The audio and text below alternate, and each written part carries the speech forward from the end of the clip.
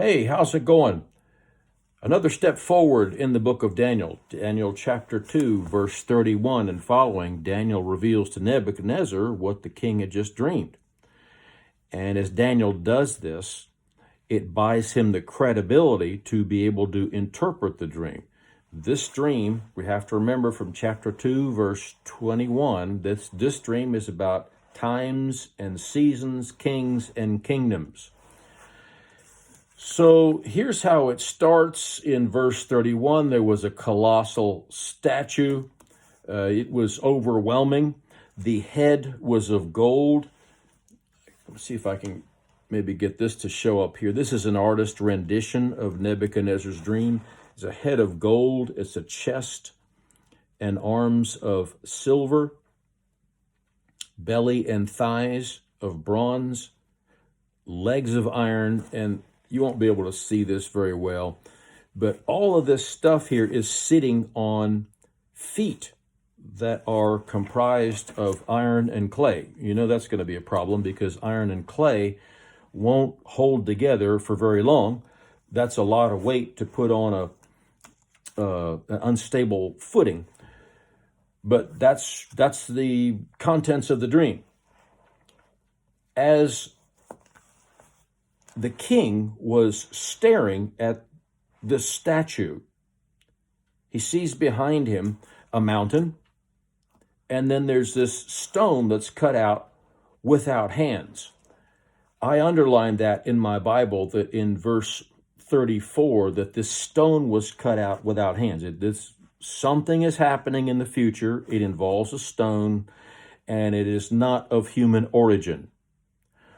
Well, this stone, it's cut out of the mountain, and it comes over and it strikes the statue on its feet of iron and clay. And then at that point, the iron, the clay, the bronze, the silver, they're all of those elements that comprise a statue, they are crushed by this stone, and they became like chaff from a summer threshing floor, and the wind blew them away so that not a trace was found. Well, Daniel just did what no one else could do. So now he'll go forward and interpret the dream in verse 36 and following. Verses 37 and 38 speak of the splendor of Babylon and Nebuchadnezzar's power. Everything is all dependent on Nebuchadnezzar for something. He is the top dog. He is at the very top of the world right now. And the scripture says at that point, end of verse 38, you are the head of gold. So we're given that as a freebie. In verse 39, the king is told, in so many words, that his kingdom's not going to last forever. That's going to be disappointing for a king. And there's going to be another kingdom that is inferior to you. Just like silver is inferior to gold, the kingdom that's going to overpower yours and inherit all of your territory is going to be inferior to you. That is going to be a problem for Nebuchadnezzar. And then after that, there's going to be another kingdom of bronze, a kingdom of iron, and finally this weird composite thing that's iron and clay. Now, we at this point have a lot more information than Daniel did. Daniel's just getting his instruction. Because we have history, we know what these kingdom or what these materials on the statue actually represented. You've got the Babylonian kingdom. You've got the kingdom of the Medes and the Persians that overpowers the Babylonians in Daniel chapter 5. You have after that the empire of the Greeks that is the world power. This is the empire of Alexander the Great. And then the iron, remember the iron legions of Rome? And then finally this weird composite thing that is destroyed by the stone. What is significant in verse 44 is that the stone is going to be another kingdom. And is not going to be left for another people. See, this is the difference. It comes out of the mountain without hands, it's cut out of the mountain without human hands. It doesn't have human origin. It destroys the statue, all remnants of the Babylonian, the Medo-Persian, the Greek, the Roman. All of it is destroyed. It all turns to dust, and the statue becomes a great kingdom that fills the whole earth. Nebuchadnezzar was impressed with this, and he fell on his face and did homage to Daniel. Daniel did what no one else could do, so Nebuchadnezzar is going to do for Daniel what no one else can do. Daniel's given many great gifts.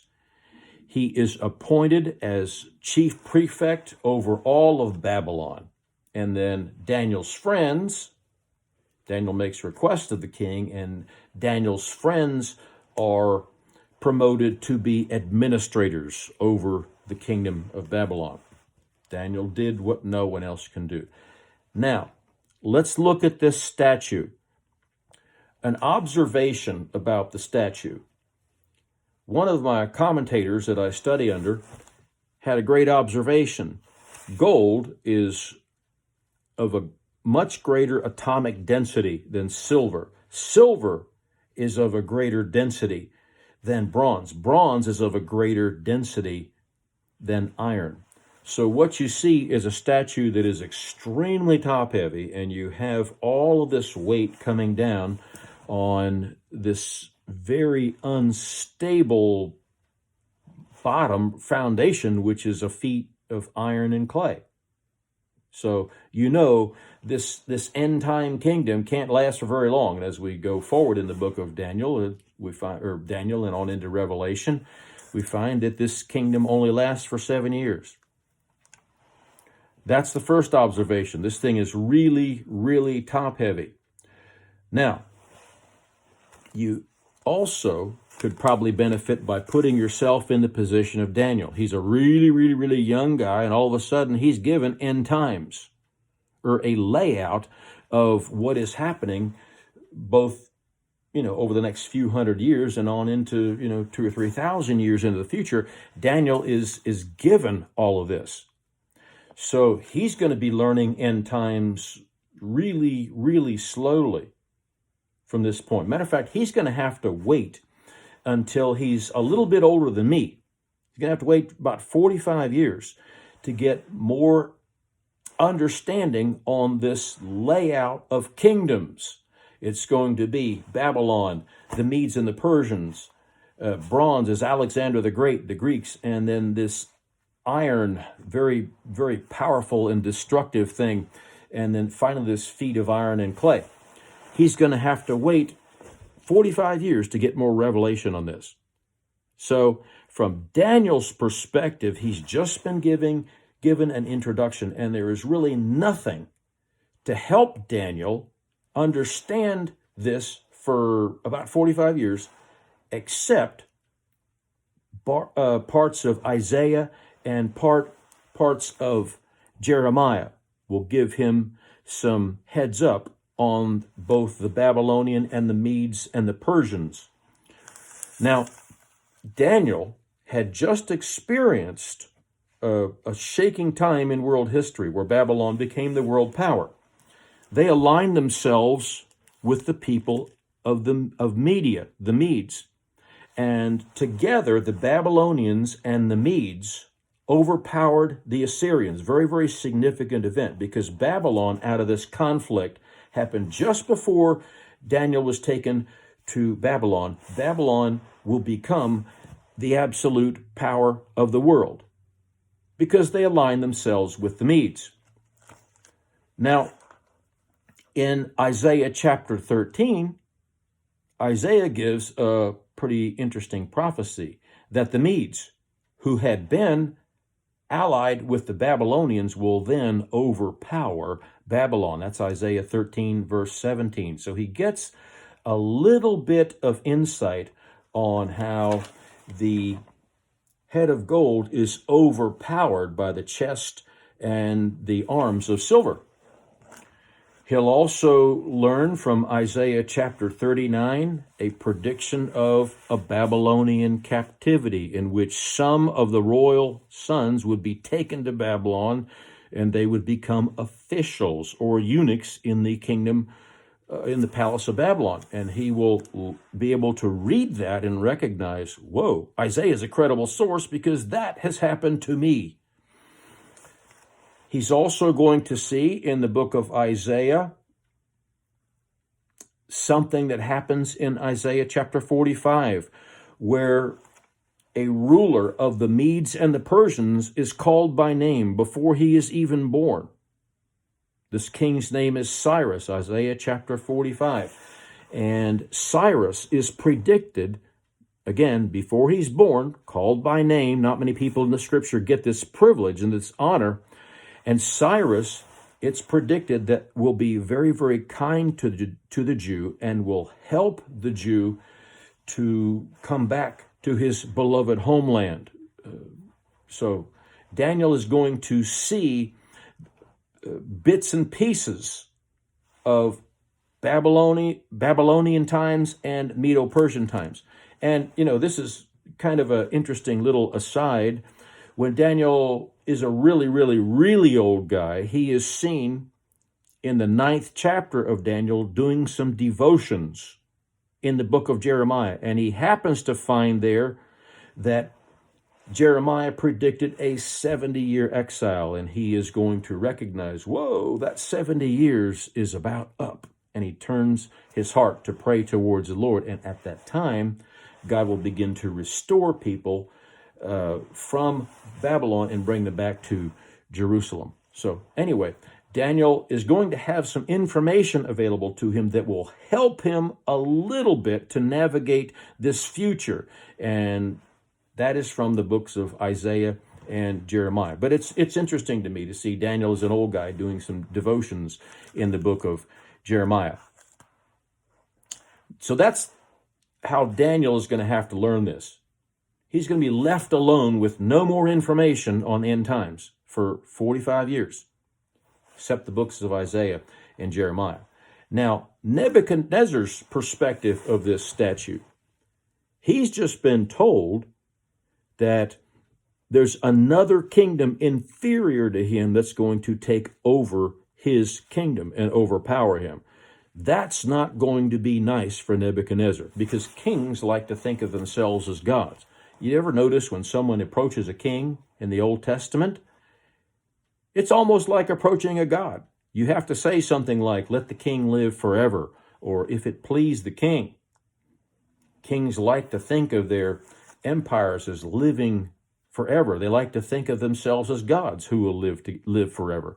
He's just been confronted with his mortality. Now, this is going to bother him over the next 20 years. It's going to bother him greatly. And by the time you get to the 3rd chapter of the book of Daniel, Nebuchadnezzar is going to defy the truth he just learned from Daniel chapter 2. That's right. He's going to take matters into his own hands and attempt to negate what God just told him.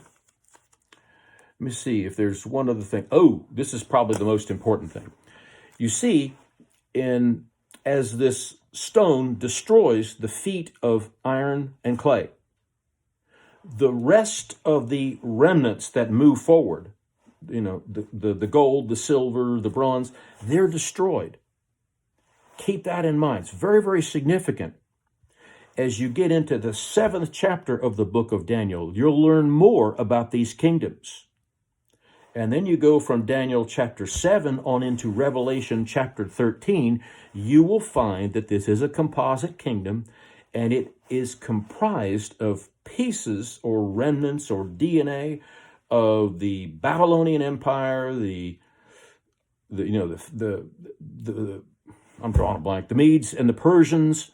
Their characteristics are in this end time kingdom. The Greeks, their characteristics are in this end time kingdoms, and obviously the destructiveness and the power of Rome, the strength of iron, is in this end time kingdom.